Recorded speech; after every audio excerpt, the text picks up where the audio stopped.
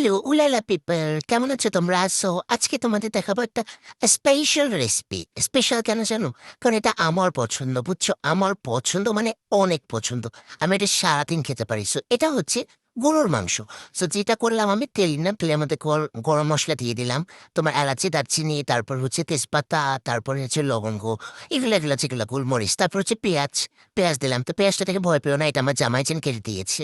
তো তার মধ্যে দিলাম হচ্ছে আদা রসুন বাটা। ভাই, আদাটা এত বেশি শক্ত ছিল, আদা নরম হতে অনেক টাইম লাগে, বাট আমার হাতে এত টাইম ছিল না, আমি কেটে তারপরে কোনো রকম দিয়ে দিয়েছি। তারপরে দিলাম হলুদ মরিচ, তারপরে দেবা হচ্ছে একটু জিরা গুঁড়া। জিরা গুঁড়োটা মাছ দিবা, জিরা গুঁড়োটার জন্য এটি বেশি মজা হয়।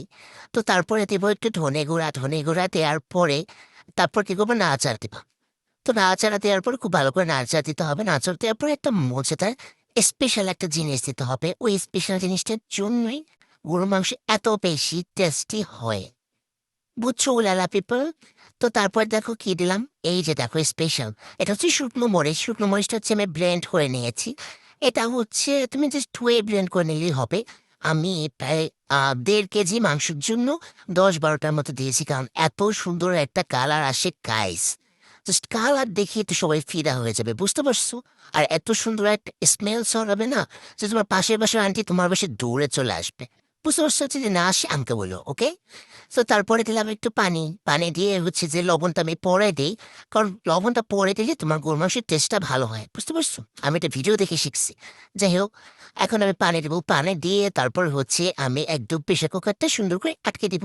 তারপরে যে সিটি দিচ্ছে, এটা মনে করো মিনিমাম হচ্ছে আমি 8-9টার মতো সিটি দিয়েছি। সিটি দেওয়ার পরে আমি আবার একটা আলু ইউজ করবো। গরু মাংসের ভিতরে আলু দিলে আমার অনেক মজা লাগে। তো যেহেতু মজা লাগে, তো আলু তো দিতে হবে। তারপর হচ্ছে আলু দিয়ে নিলাম, আলু দিয়ে তারপর আমি আর 2টা সিটি দিয়ে নিয়েছিলাম। তো সিটি দেওয়ার পরে দেখো আমার ফাইনাল লুক কি সুন্দর, দেখছো কি সুন্দর কালার এসেছে।